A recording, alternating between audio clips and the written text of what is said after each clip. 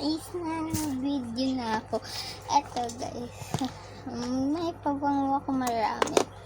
Ay, nahulog yung pabango.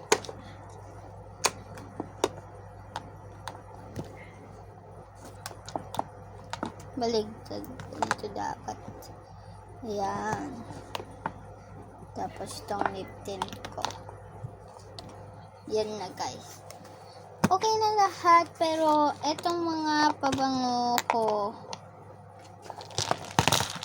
hindi ko alam kung saan to ilalagay dahil mini sila. Wait guys. Gagawa ko lalagyan ng mini mini mga pabango. Like this.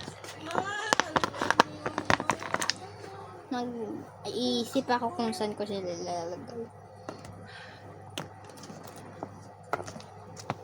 Hulog naman sila pag kinuha ko yan.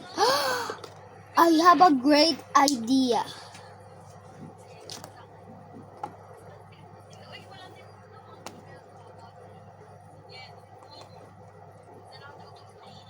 Dapat inusog nyo yan sa gitna. Tapos ito.